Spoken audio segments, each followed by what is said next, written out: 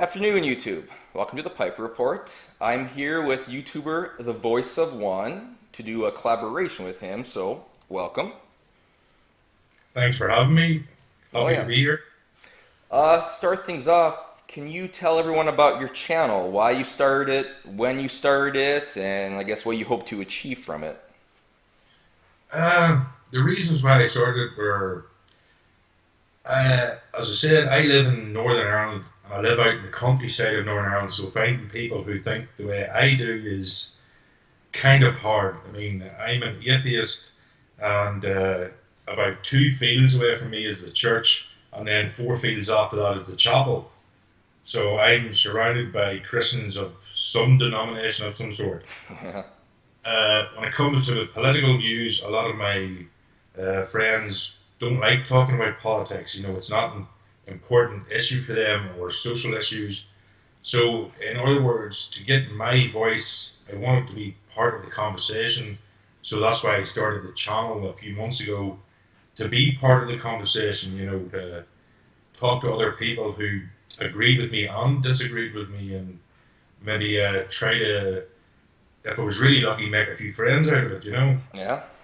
So I had no great goals of, achieving something, just being part of something, if you know what I mean. So, do you yourself have any political ambitions?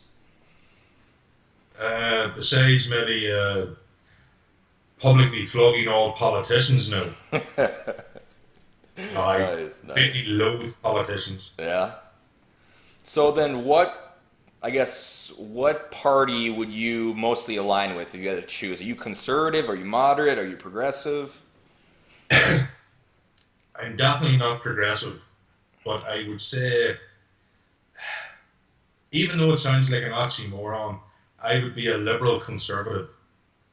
You know, I'm liberal in some ideas. I support gay marriage, I support abortion, but at the same time, uh, I support the traditional family unit, uh, and I support people owning guns, like in America. I support that to the right.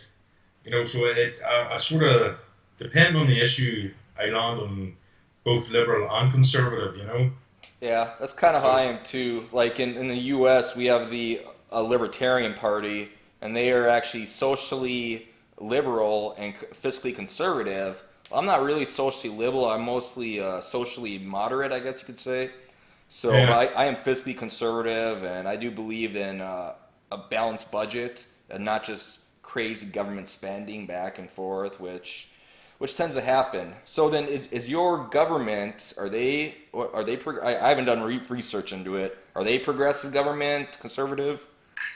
well, Stormont, the political seat of power here in Northern Ireland, uh, the DUP and UUP would be, well, they'd be more conservative, they'd be more old school there, anti-gay marriage, etc.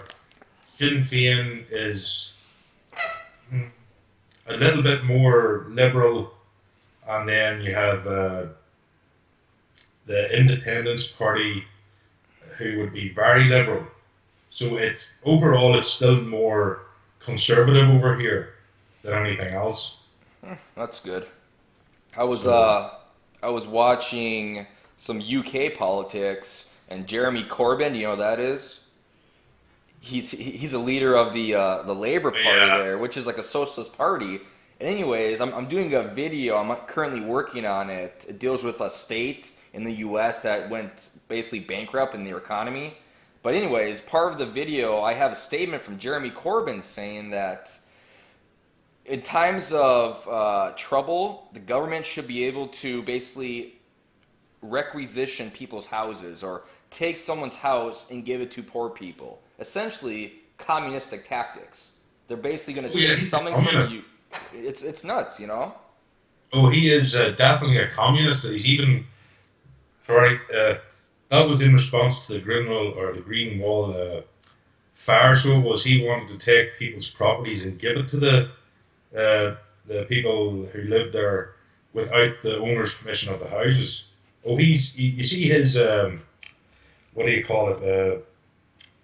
The the person who does the budget for the party, the person who does the budget for the Labour Party is an actual communist. He's been seen at communist rallies, you know, and even admitted in one talk. I think there's a video of it on Sargon's channel where he actually admits to being a communist. You know, there's no hiding what the Labour Party in this country has become. You know, they're so far out there that I'm surprised Jeremy Corbyn is still part or still allowed to be leader of the party, because like just 6 months ago, half of his party wanted him gone. You know, it's only due to May's absolutely stupefying party manifesto she brought out with before the election that cost her so much, because she wanted to start taking away um, priorities from old age pensioners and mentally handicapped and so on. I mean, she basically shot herself in the foot. If she hadn't have done that, Corbyn would never have been as popular as he is now. Yeah. Yeah. Well, I was going to ask you kind of about that later on, but we'll just get into it now. Theresa May here, you know, I was watching her too, and after the whole terrorist attack London recently had, she wanted to essentially block hate speech on the internet. The problem becomes who decides what is hate speech, you know? For me, hate speech is different than someone who is a social justice warrior that hates all white people. So the question becomes who can monitor it properly? Who can actually decide is that hateful or not? And personally, I think it is violating our fundamental right of freedom of speech and expression. I know in the U.S., our First Amendment is based upon that. I mean, that is derived by our founding fathers, that we should have the right to say and do what we want, essentially. And in my mind, the UK kind of follows the US like a brother a lot, or London and stuff. And when she said that, I think she lost a lot of support from her base, because people see that as a regressive mentality, as you're actually making things worse for your own party than actually helping people. Well, yes, that's definitely true. And over here, we don't actually have anything really similar to the First Amendment you have. Over here, I mean, if you've watched the thing about Count Duckula, he actually, because he made his dog do a Nazi salute when he said the word Jews, he's actually in court at the minute and why he go to prison now. But we also have different police districts that are arresting people for, and I'm not kidding here, being misogynistic towards. So if a woman feels you've insulted her, she can go to the police with that. So we don't have anything equivalent to the American First Amendment. But on the issue of hate speech, I don't think there is any hate speech. There's free speech, and then there's crossing the line into incitement to criminal acts. I don't believe in a thing as hate speech at all. Say whatever you want, but as soon as you start to incite criminal acts like attack people because of their race, etc., that can be stopped. But anything else is fair game. Yeah, no, I agree with that completely. And that's like over here in America, there is a line. I mean, it's okay, for instance, someone to go to a all white rally, a KKK meeting, and preach that, you know, they love Hitler. But when it comes down to, all right, let's go hang us some blacks, or let's go do this and that, that's illegal, then it becomes a problem. And I mean, I totally agree with that. That's actually a perfect statement you made there. Yeah, I think you can really see it with the millennials. They are the ones who have started this since about the late 90s into the early 2000s. It was all about feelings. You know, they were brought up, if you look at the school systems from the late 90s into the 2000s, all the power was taken away from the teachers. If I can only go by the UK here, but the incidence of pupils attacking teachers actually increased in the last 15 years because teachers were no longer allowed to be strict with their students. They couldn't shout at them in class because that was in some way disparaging the pupil in front of the other pupils. You know, so that happened, and then because the kids weren't being disciplined in school, the parents, especially, this would be more middle class, weren't disciplining at home. I mean, when I was a kid, discipline was usually a solid rod. Now, this is a long time ago. Uh, Basically, it was a stretchy bit of a small branch, and you got it across the ass cheeks. You know, Yeah. you knew you weren't going to do that thing again.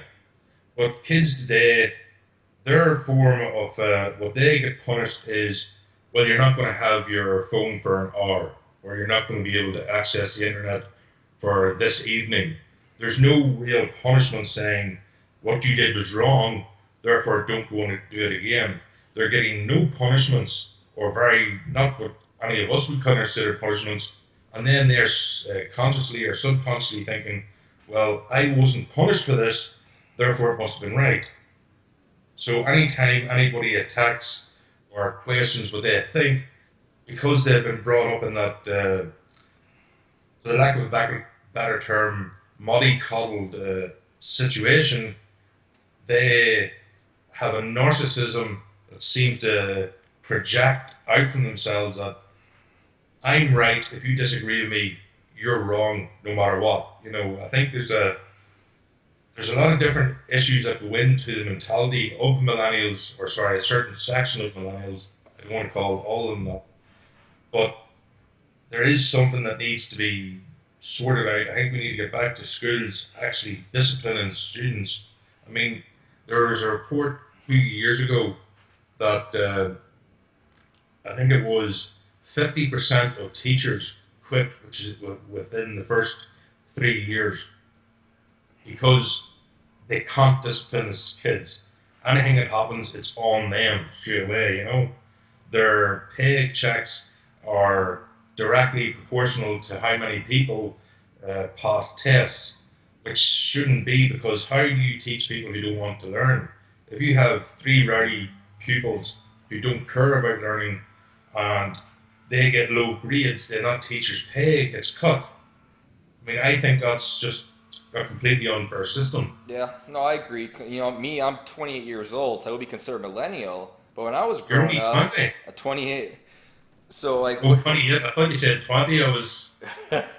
no, like, so when I was growing up, if I did something wrong, like my dad would spank me. You know, it's negative reinforcement to prevent a certain social stigma. But nowadays, if a father spanks his child, or like, my dad used to, like, when I was talking in church, used to pull my neck hair down like this. If someone saw him do that nowadays, they would think they were abusing their child. So kind of like you said there is no negative reinforcement to train these kids. There is no proper discipline for them to understand that their actions do have consequences. And if they do something wrong, they should not just be given free rein to continue it. They should actually be disciplined.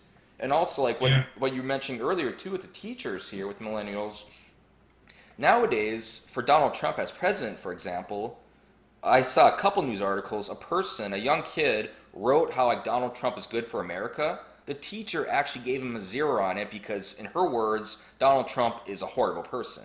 So I mean, you can't even have a different political opinion anymore in America without actually being attacked by regressive social justice warriors, regressive teachers. There is so much Yeah. political correctness nowadays that is actually harming America as a whole. And these spoiled kids, like you're saying, they get away with it because they see their parents do it, they see their teachers do it, so they think it's okay to insult Donald Trump supporters, or it's okay to insult someone who disagrees with them. It's truly insane. This world is really going down to shitter, if I have to say it. Well, I think if there's one thing, if you look at all the channels that are growing on YouTube, they are anti-social justice. I mean, if you look at the channels that have been social justice for the last 5 years, they have all stalled. You know, they've hit a certain height and they're no longer going.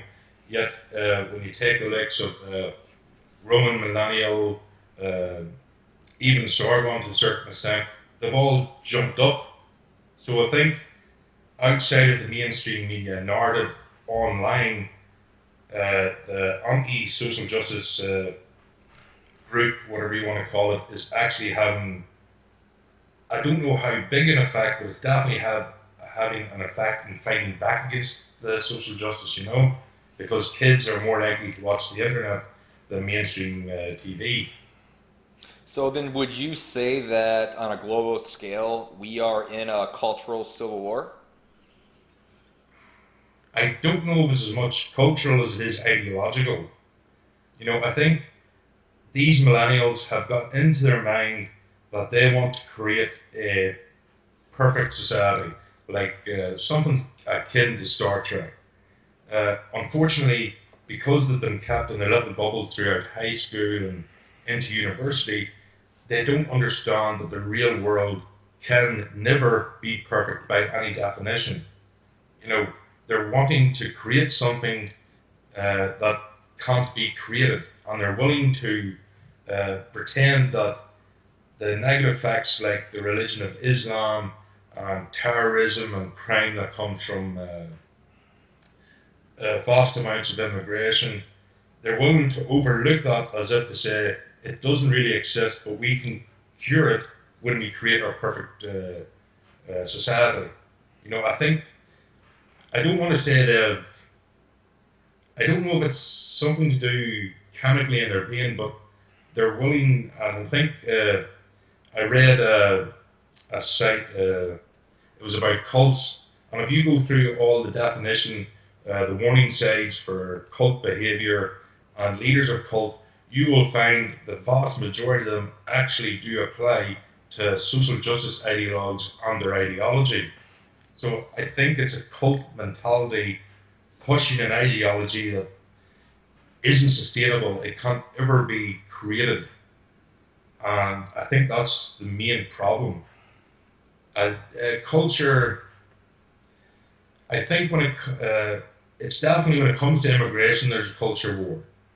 I mean, regardless of how much the left says, Islam is incompatible with the West. I mean, I would put you £1,000 that 95% of social justice ideologues haven't even read the Quran, Oh yeah. haven't even, haven't even did research on Middle Eastern and Asian countries and African countries that are majority Muslim. They won't have looked at Somalia and Bahrain and Iraq, Afghanistan, etc. They won't have looked at those countries. They only see it's like the immigrants. Once the immigrants leave their own country and land in Europe, that's the first time social justice ideologues see them. They don't look at where they came from and the cultures and what's going on in them countries. They just see those people there. So they have a different view of those people than we do. Because we know there's countries, I mean, I think it's Iran doesn't even keep records of sexual assault and rape because they're not considered a crime. But no social justice ideologue will know that or care, or much more importantly, want to know that truth. They have their own ideological mindset, and any real evidence that goes against that is just ignored. You know, Yeah. I plan on discussing that with you soon here about like the Islamic migrants, but what I notice in the US too, like me, I call people on the left that I think do bad things regressives because they are in theory taking us back to a place where we were not now, I guess. Like we're placed in the past where we were believe in discrimination, segregation, and anyways, there's this new push for cultural appropriation. I actually did a video on that a few days ago or a week ago, and the point of it is what they want to do. Basically, you are stealing somebody else's culture if you use their culture without asking them. So, for instance, if you go to a Asian buffet and use chopsticks, since you didn't ask an Asian person, can you use chopsticks? You are actually violating their culture and their ethics of their culture. So the point of cultural appropriation is to segregate different cultures into different areas. But what they neglect to understand is that segregation leads to discrimination. The two pretty much go hand in hand. You segregate someone, eventually you get angry at that person, you discriminate against that person. So this regressive mentality, in my view, on the culture side, is making things horrible. And it's continuing to grow. More and more people are falling under this notion that it's my culture, get your hands off it. But we all share each other's cultures. I mean, I use chopsticks to eat. People celebrate St. Patrick's Day. I mean, it's just there's a lot of, I guess, sharing between them, but they don't seem to grasp that concept. They think it's we're stealing it. Well, when you say they're aggressive, that is an accurate term for them. I mean, that's what they are. I mean, if you look back in the 60s, uh, black men and women fought against segregation in colleges. And nowadays, you have the black activists in college demanding segregation. Yeah, That is, by definition, regressive. So yeah. you're completely correct in that. Um, and I forgot the other points you brought up there, but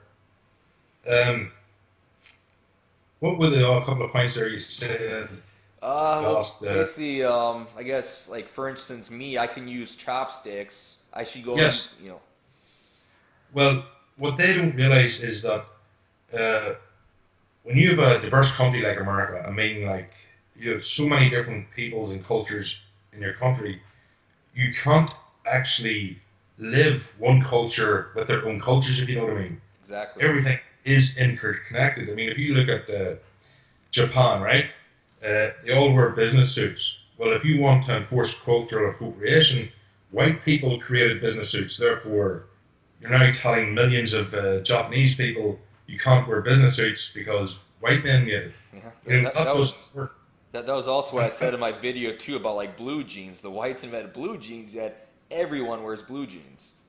Yeah. It's I mean, if I this is an interesting question that I'd love a social justice ideologue to answer. But if I take a trip to Africa and I buy a dashiki off in Africa and he knows I'm going to work, and then I come back to Northern Ireland and I wear that dakishi that I bought from an African with his permission to wear it, am I culturally appropriating? yeah. Because another African who lives there will say, no, I don't want you to wear that. So there's no law you could enact that would in any way distinguish what is and isn't cultural Oh appropriation, you yeah. know? And the biggest issue with this too is that the theory that we have to or someone has to ask permission of somebody else to use their culture. Well, who is in charge of culture? I mean, who gets delegated the power to say you can use my culture but you can't? It's not like there's like clubs that get together and appoint someone as their leader. So who exactly Yeah, do you question? Like, hey, can I use your chopsticks? Do you question the Asian restaurant? Do you question China? I mean, that yeah. they just lack that, I guess, common sense. It's Again, it goes back to their fantasy world, you know. They don't understand reality, and again, that's coming from the colleges they're in now. You know, they're not being taught. I mean, I think the best way to put it is in America, I think you went kindergarten, uh, junior high school, uh, university, real world. And all that is meant to prepare you for the real world.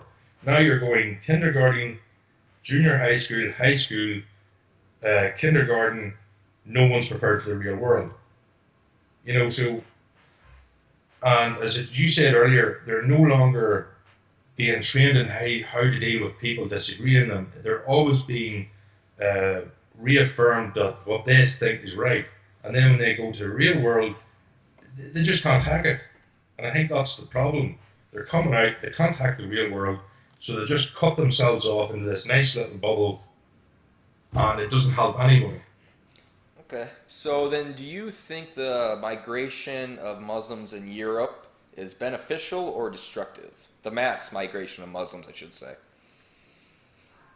It's completely destructive. I mean, if it was up to me, if I was in charge of the UK tomorrow, I would ban 99% of all immigration. There'd only be a select number of immigrants, say doctors and nurses that we actually need, that would get in.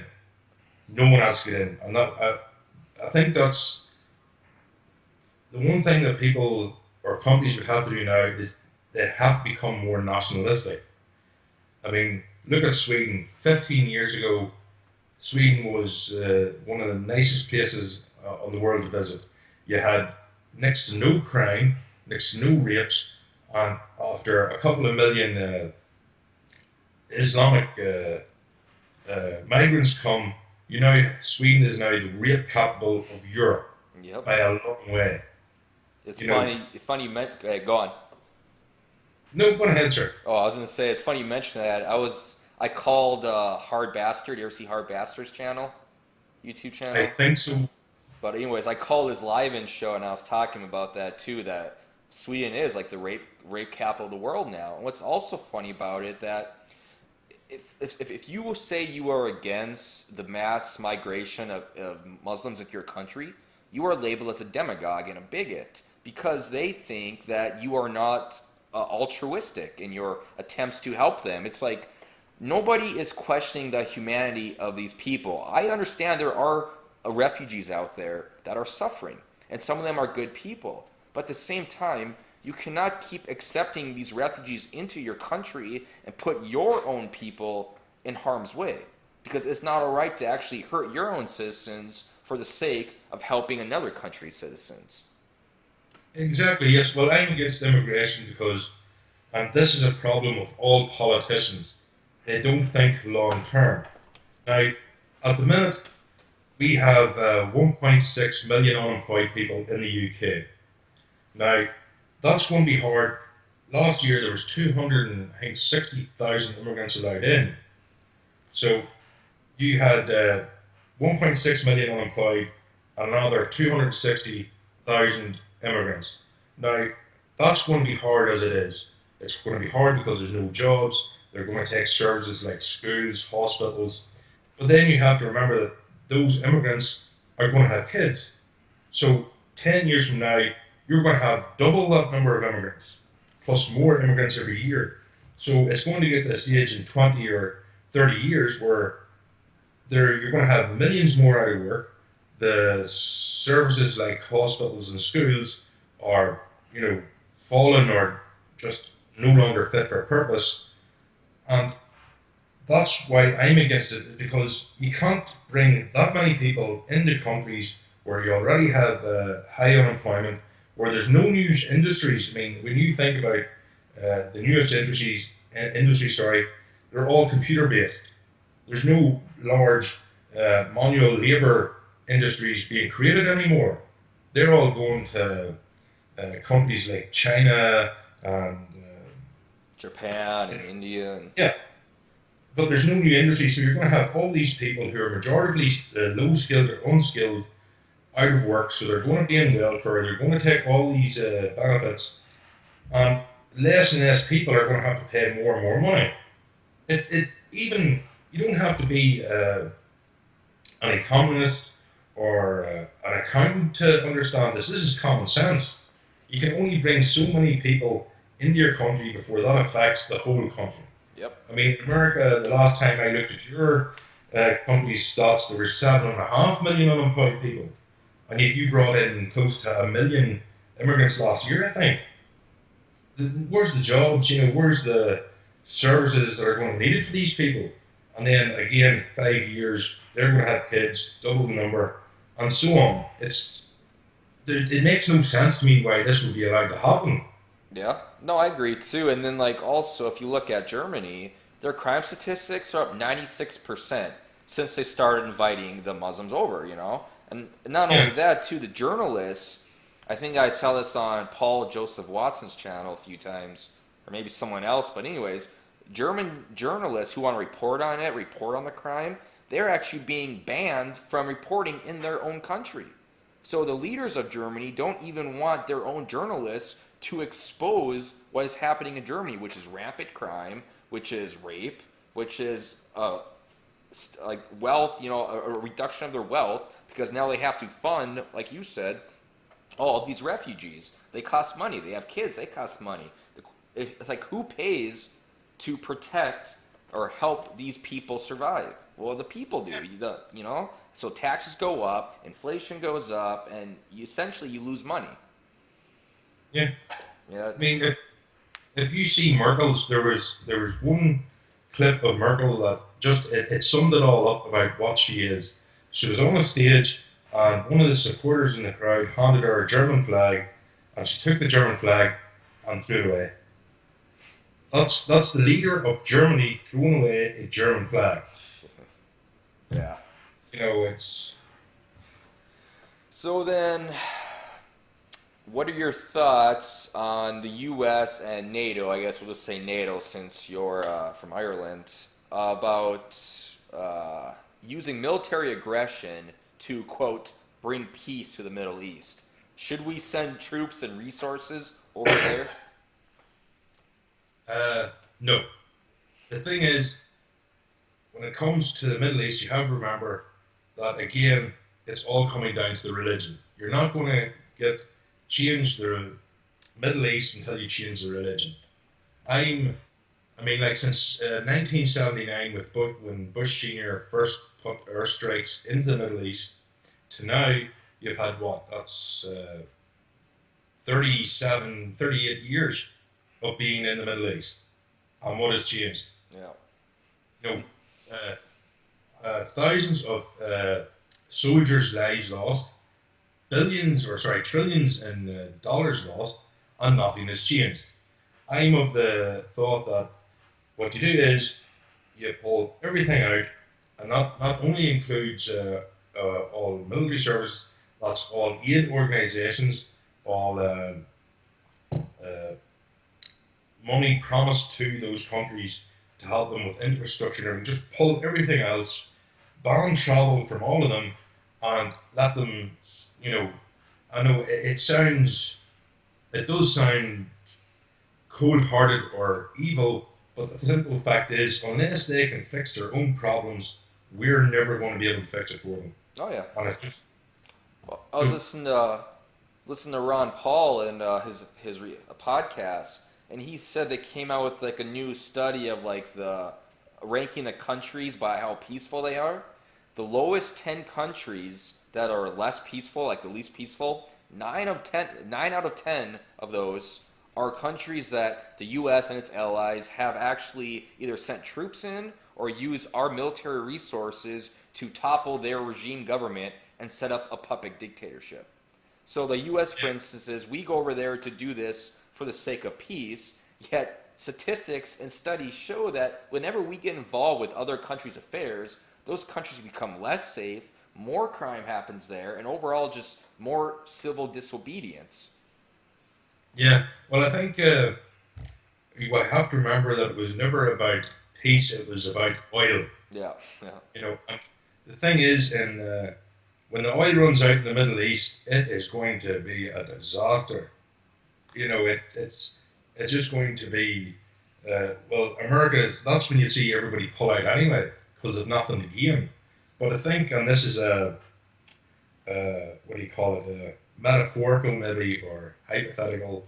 Uh, but I think one of the reasons besides money and oil that America wants to be involved in wars is because uh, philosophical. That's the word I was looking for. It's philosophical. Is because you never got your empire.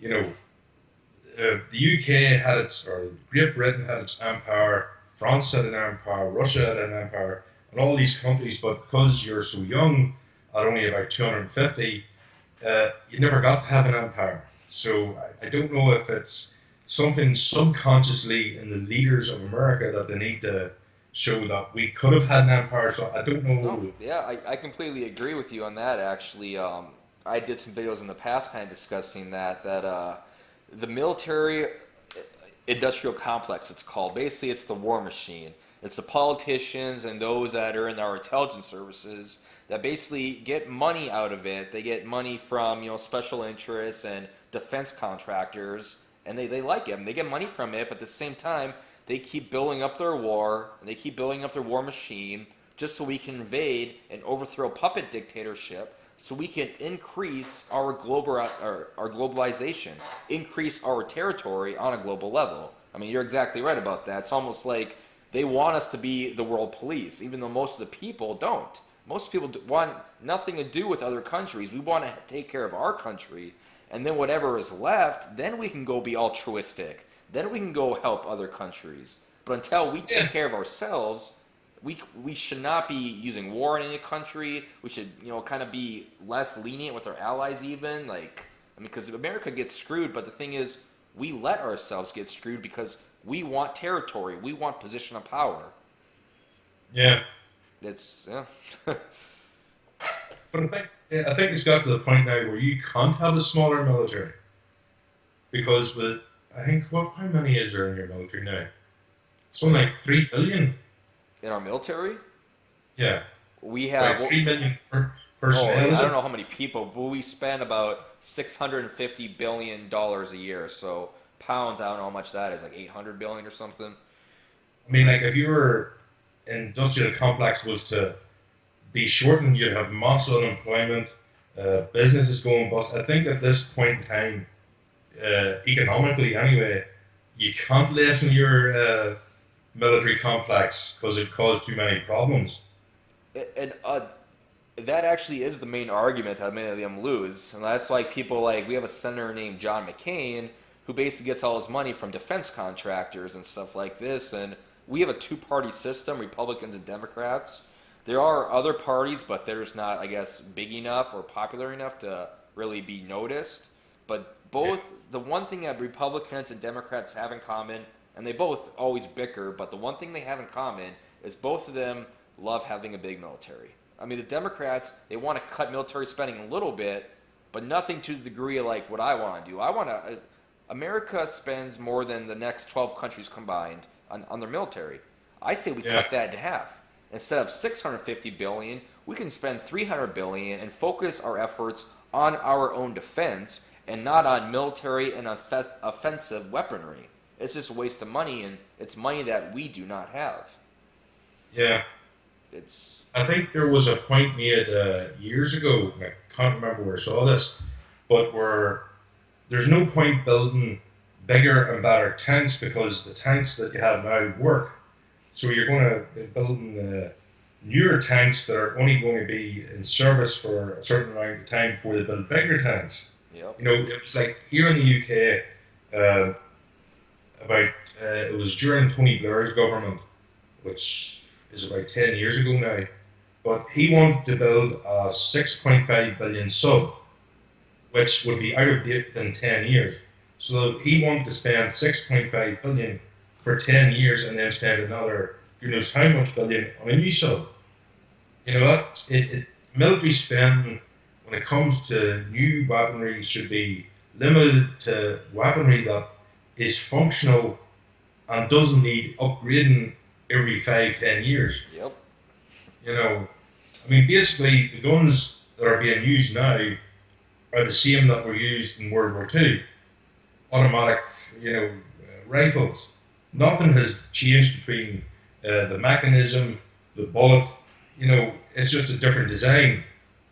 So I don't see the point in continuously just building new weapons that are just a modification on the old ones when you just keep the old ones in good condition and use them. Yep. You know, No, I completely agree. I mean, Um, I had some YouTube videos of gun enthusiasts, and they've got old World War II anti-gun machine. The one that is person sits on, and there's four guns on it.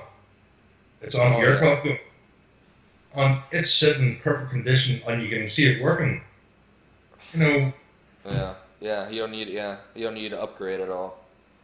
You you know, should. you can upgrade sights and stuff, but like the basic. I mean, the M16 that was used in Vietnam, and you look at your new AR-15. I mean, what's major differences about it? They've both got the same mechanism, the same magazine, different barrel, different this bit here goes Stock. against your stock, but they're essentially the same gun. Uh, You know, you should check out Hickok 45's channel. Have you ever heard of him? haven't no. I'll send you the link when we're all done here. It's this older guy, and he basically tests out a lot of different guns, like all kinds of guns, and he's like a Is that the Mustang. guy in his backyard? He has a Yeah. shooting range. Was up the hill. Yep. Yeah, I saw He's his videos. Yeah. he's good stuff. He's good stuff. I was gonna ask you too. Now this is kind of off topic, but I'm just kind of curious. So since you're in Ireland, do you use the pound or do you use the euro? Northern Ireland, while part of Ireland, is also part of the UK. So because we're part of the UK, we use the pound. I mean, if there's one reason why the majority of people don't want a united Ireland, uh, is because Southern Ireland is part of the EU and we are not. Oh, really? Oh, I guess, yeah, because not anymore. Yeah, Great Britain, When Brexit. when I mean, like, So before that happened, though, or which one before Brexit? Did you have to oh use no, which? we have been the pound since the pound came out. Oh, Yeah, that's how long Northern Ireland has been part of the UK. The South used to be the punt. That was the Irish currency. But as I say, it's funny because for years we had the troubles here, and that was terrorists wanting a united Ireland, and yet uh, what happens is the South, instead of being independent, goes and sells its sovereignty to the EU. So it meant the troubles were a waste of time yeah. fighting for your own national country and then giving it away to the EU. Yeah. You know, that's why the majority of people in Northern Ireland don't want a united Ireland because Ireland is part of the EU. You know, there is other reasons, but that's a main one. You know. I confess, I was checking out some Irish girls on the internet. They're pretty good looking. So are German girls, I must say, but I don't know. That might change in a few years. They're probably going to be scarred for life. Don't believe that. Believe me. When I first watching American TV shows, I saw all these nice women, but when you actually see footage of real America, Yeah, I there's know. a lot of difference, you know. Yeah, I know. I know. I guess to kind of end things here, as an outsider, what are your thoughts on Trump? Love him. Yeah? Um, No, be I love honest. his, You can be honest if, it's... I love his attitude, right? I love his, you know, if you disagree with me, fine, but if you want to take the piss out of me, fuck off. You know, Yeah. it's in your face. I like that. I agree with him on some issues, like um, I agree with him. He has to try and lower immigration, but let's be honest. If you've ever heard of a ladder, the wall makes no sense. Yeah. You know, it'd be better to have like World War II. If you put pillboxes across the border that were manned, you know, it'd be easier to keep control of who's crossing the border than a wall where there's no one on it. Oh, yeah. No, I agree. That's my You opinion, know, too. Like, if you really want to end illegal immigration, one of the ways, too, is don't allow them to receive any type of entitlements when they come over. They come over for welfare, they come over for health care. You take all their entitlements and all their welfare away, they're not going to want to come over because there's no point to come over. I do agree with you on the wall. I think the wall really, I mean, if Mexico can, if he can get Mexico to indeed pay for it, then I say yes, that's fine, go with the wall because it's essentially free. But if America has to pay for it, being a fiscal conservative like I am, I don't think we should do yeah, it because it's going to cost money and it's going to definitely impede people and inhibit illegal immigration from coming over. Still, they're going to be able to come over, but it's going to slow them down enough to really help illegal immigration. But like you said, I think there are other ways that are more effective. yeah. I mean, I think didn't he come out? Was it today or yesterday? He was saying he was going to Solar stop. panels. No, he was going to that solar panel wall. Did you hear about that? Yeah. Yeah. No, but I think was it Trump came out with he's saying that immigrants weren't going to get benefits for the first 5 years. It was Yeah. today or yesterday. I think yesterday said that, yeah. Yeah, that's practical. You know, that would lower the numbers coming That's across. how it should be too, but the people on the left are gonna see that. They're gonna be like, "Oh, he's a hate-filled bigot," blah blah blah, and they're gonna take it to the Supreme Court. And I mean, I voted for Trump, but me, I do have principles, so I don't agree with everything he says. Like there Yeah, seems to be, I was talking with my last collaborator, Dual Hand Path, about this, and there seems to be a messiah complex with Trump.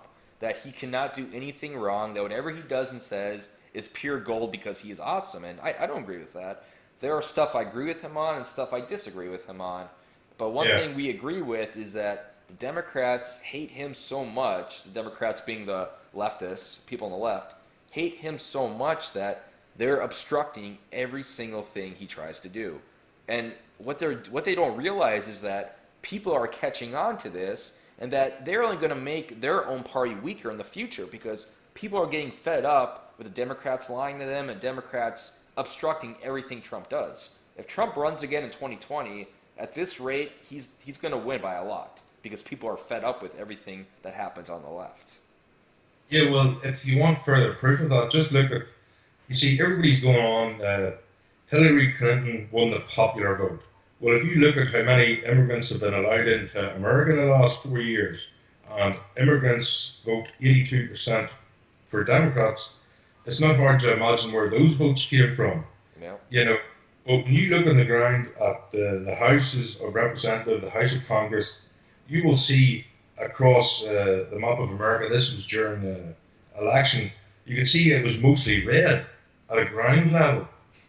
So they, as you say, they are losing it. They're losing the people. They've got the mainstream news media for what that's worth, Hollywood, and basically California, but on a local level, they're losing completely. I mean, there was votes for what was it? I think it was local elections or something, and the Republicans won 8-0. There was like 8 by-elections or something, and Republicans won all of them. I can't remember which election that was now. I know though that the Democratic Party is down 1,000 elected seats since 2010.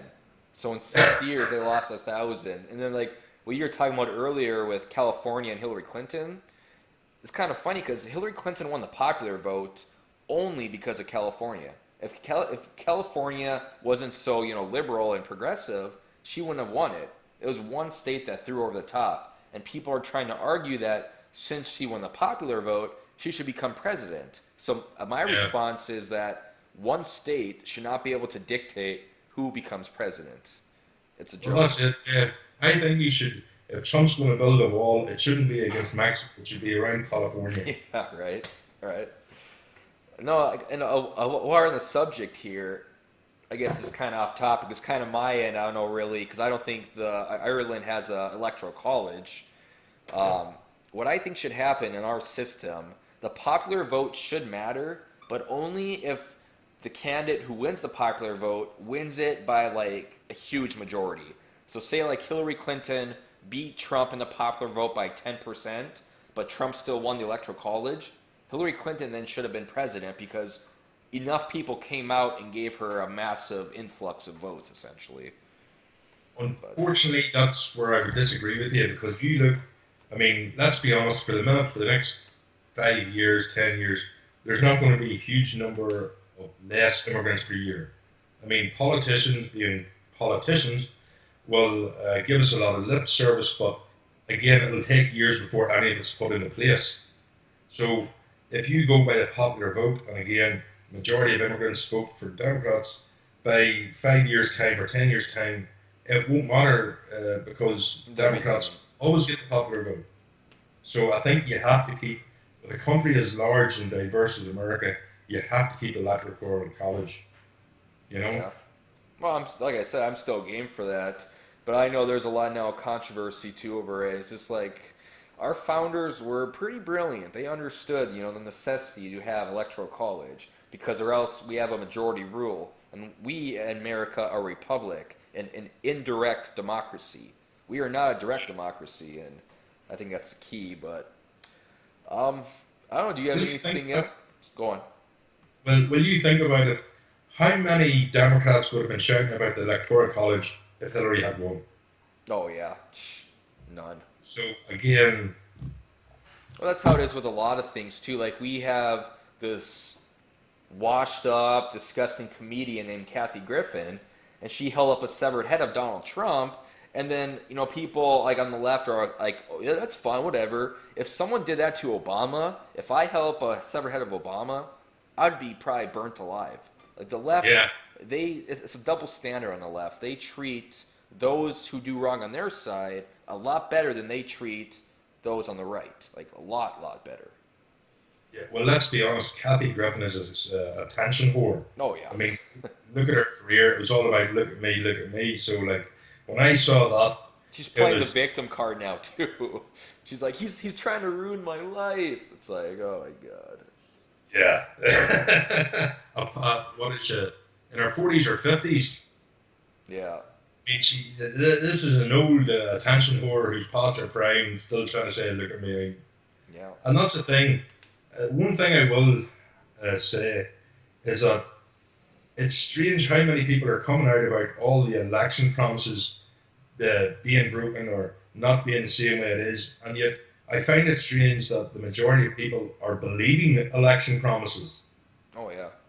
You know, you should never take anything a politician says as fact. You should always take it with a pinch of salt, you Yeah. know, Oh yeah. especially in election campaigns, you know.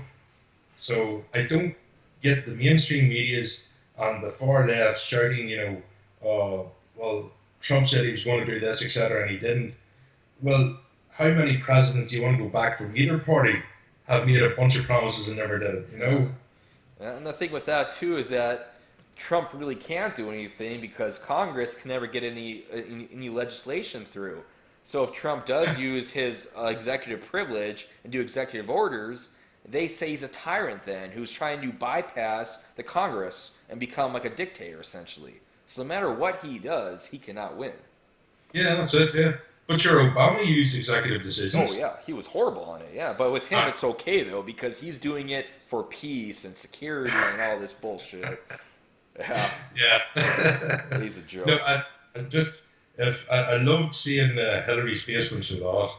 Remember her coming out trying to say, you know, a day after she sent out her whipping boy when she first learned she'd lost, and then she came out herself a few days later, I think, and just her face, you knew she was fucking living. Well, I heard too the reason why she didn't give her concession speech on the election night because she was pissed drunk from just being, all heard about it.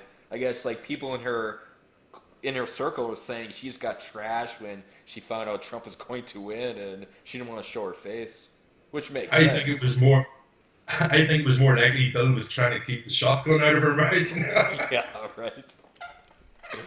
Yeah. uh, I guess. Do you have anything else you want to discuss, or? uh, trying to think now. What's your thoughts on Evergreen, the college?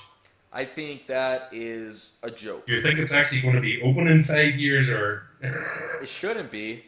You know, my thoughts on like the whole Black Lives Matter movement is that is there some discrimination against blacks? Yes. Are there some racist police officers? Yes, of course. But they try to pinpoint or they try to claim that every person who is white is racist. Like we should be punished because my great great great great great great great great grandpa may or may have not have had slaves.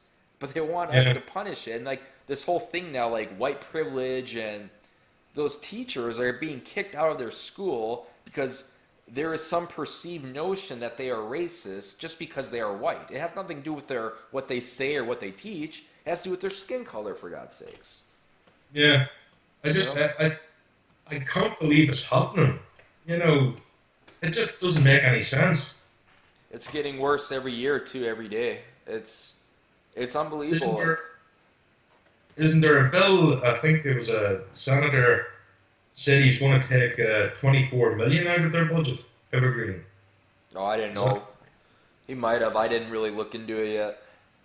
I know. I think that's. I saw that, so he did. I think when Trump uh, threatened to, he threatened to fund Berkeley, wasn't it? Uh, For yeah, I don't know if he did on the Berkeley, but go on. I think. uh, I think that is something that actually should be considered. Any university that has public funding that doesn't allow free speech and allows uh, the uh, students to take over the college should be defunded. I I agree. think if it, you know, Well, I think I know Trump wants to defund NPR. It's a news organization. Then also Prairie Public.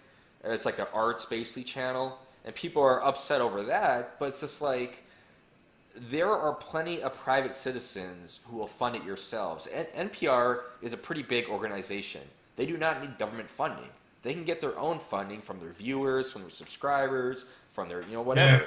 So what Trump wants to do, whenever Trump makes a decision, people on the left always look like he's doing it as for the worst possible reason. And since he wants to defund NPR and Prairie Public, they think he's doing that just because he wants to have his own state-run media, essentially being a communistic dictatorship. I, I, I don't see where they get that because there's no way he could do it. No, oh no, but Yeah, for them, I don't think even half of them believe that, but they just placate their audience. They try to make them, because their audience thinks that. A lot of regressives and people on the left think that. So then they just yeah. kind of preach and report on that to get their fan base riled up so they get more ratings. Their goal is to destroy and delegitimize Trump no matter what. So if they have to lie and make shit up, they will. They don't care. See, that's it. I remember a time when politics was boring. Yeah, They never did anything, you know, out of the ordinary. There was no big push about this or that, and nobody really took an interest in it because it was just them doing everyday things. And now I don't know if it's because of the rise of the internet or what, but it seems to be that politicians are now acting more like celebrities. No, it's like, look at us, look what we're doing. yeah. And I don't know. I think politics should go back to being born again. Yeah. Our celebrities too, our actual celebrities, they're all preaching to assassinate Donald Trump. Like Johnny Depp recently said, assassinate Donald Trump. There's a play, a musical in New York. It's like Shakespeare, but instead of Julius Caesar, it's Trump. So a bunch of people assassinate Trump. I mean, there's so much incentive out there from famous people, celebrities, that Trump needs to die. Yeah, It's kind of waking up this deep-seated hatred and bigotry toward Trump and toward Trump's party, the Republicans. I sure did. Madonna on the Women's Oh March. yeah, Did you say she wanted to burn down the White House? blow up the White House. She's like, Oh, I blow have up the White thought a House. lot about blowing up the White House, and then she defended it. She didn't apologize after she got called on it. She defended it. I mean, that should be a crime. That would be a crime if anyone else did it. Well, that's it. Yeah, it's.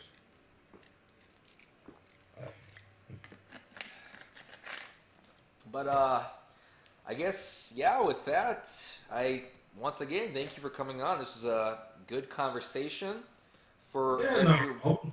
for everyone watching. The Voice of One, his channel description and link is in the description. So once again, Voice, thank you for coming on.